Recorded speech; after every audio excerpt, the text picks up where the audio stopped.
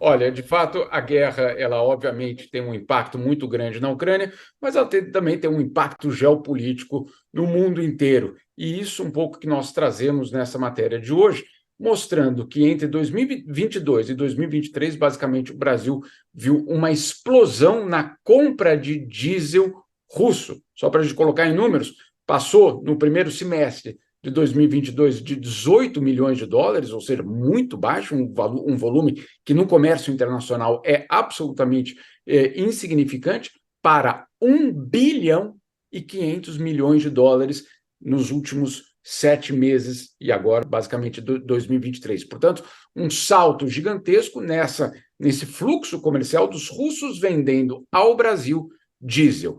Isso é resultado de vamos dizer assim, um esforço lá atrás, ainda em 2022, do governo Bolsonaro com Vladimir Putin para aproximar basicamente o comércio nesse setor. O que o Itamaraty me diz? O Itamaraty diz, olha, de fato isso aconteceu em 2022, mas esse comércio é feito por empresas privadas, ou seja, não é o governo que está comprando esse diesel. Mas o fato, Fabiola, é que ao não aplicar nenhum tipo de sanção contra a Rússia, o que acontece é que, claro, o Brasil acaba mantendo o comércio com Moscou, basicamente, mas não só isso, para muitos, inclusive europeus e outros países, ajudando a financiar até mesmo a própria guerra. Porque, claro, não é o governo brasileiro que compra, mas é na Rússia as estatais russas que vendem esse diesel. E, obviamente, no esforço de guerra hoje, a grande pergunta é até que ponto esse dinheiro que hoje é arrecadado na Rússia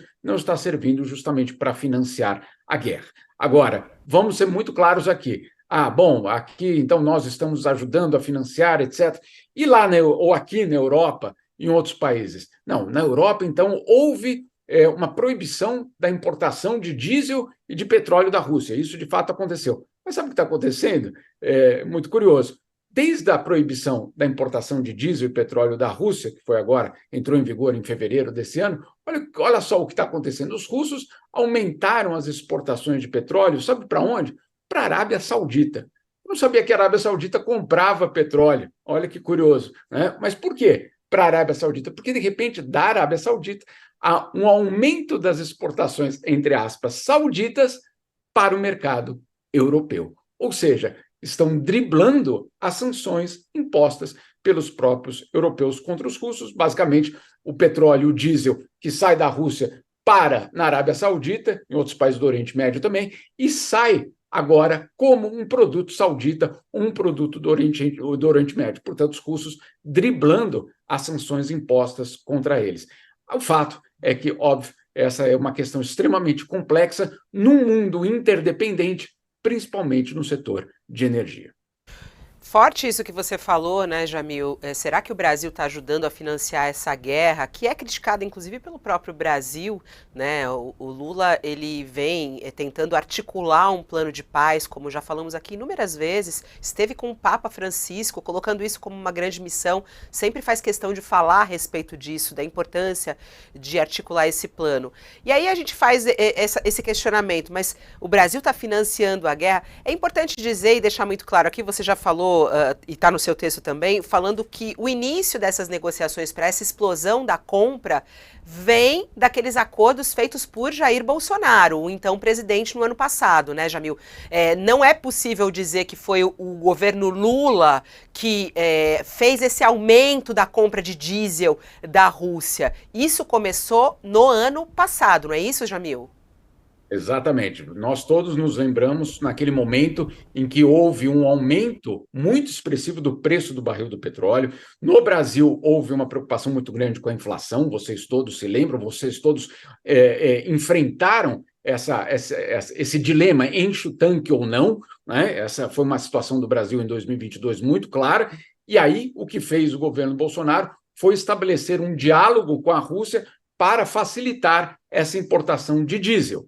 Ou seja, isso foi algo que começou, sim, em 2022. E o elemento absolutamente fundamental para a gente entender é que não é o governo brasileiro com recursos, vamos dizer assim, do orçamento que está indo lá comprar. Eu fiz a pergunta até que ponto a Petrobras está envolvida nessa compra. A informação que eu tenho, pelo menos, não há uma confirmação de dados, mas a informação é de que esse seria um valor pequeno por parte da Petrobras. Mas a realidade é que, no caso não só do Brasil, mas de outros países emergentes, o comércio com a Rússia não só continua, como se intensificou desde o começo da guerra. O Brasil não é o único que atravessa essa situação. Por exemplo, a Índia passou a aumentar as suas compras de diesel, de petróleo, de energia, de um modo geral, da Rússia, outros países também. O próprio Vladimir Putin, já em 2022, dizia, olha, com todas essas sanções colocadas pelas potências ocidentais, nós estamos redirecionando nosso comércio, principalmente para os países dos BRICS, os BRICS que, inclusive, têm a sua cúpula agora, no final de agosto, na África do Sul. Portanto, é um redesenho da geopolítica mundial, inclusive em termos comerciais, e aí tem um aspecto que a gente trata aqui com muita frequência, mas às vezes não coloca nessa outra perspectiva da guerra, ou das guerras, não só essa guerra, que é o comércio em moedas locais. O presidente Lula gosta tanto de falar desse assunto, o presidente Dilma, agora presidente do Banco dos BRICS, também fala nesse assunto, e aí é curioso, Fabiola, porque não se trata apenas de vamos ignorar o dólar porque nós vamos fazer comércio entre nós com as nossas moedas para a gente não ter o custo de fazer aquela transação em dólar. Sim, isso tem esse elemento também. Mas tem um outro elemento que é o seguinte: quando sanções são impostas a um país, não só a Rússia, a Cuba, a Síria e a tantos outros países, o que acontece é que o governo americano tem um instrumento poderosíssimo, que é dizer, você não pode mais usar o sistema financeiro internacional. Você não pode usar, por exemplo, transações em dólar, numa tentativa clara de asfixiar aquela economia. Agora, e se aquela economia, junto com outras emergentes, começam a construir um sistema paralelo, sem depender do dólar? O que vai acontecer não é só que o dólar perde a importância no mundo, que também isso é, obviamente, algo para décadas e décadas, mas, acima de tudo, os americanos ficam sem a possibilidade de impor sanções. Porque se eu colocar uma sanção contra você e você dizer, ok, muito obrigado pelas sanções, vou continuar vendendo em ienes, em reais, em rupees da Índia, etc., obviamente, aquelas sanções têm um impacto muito menor. Então, inclusive quando a gente escutar a frase moedas locais, vamos fazer comércio nas nossas próprias moedas, isso tem um componente geopolítico extremamente importante.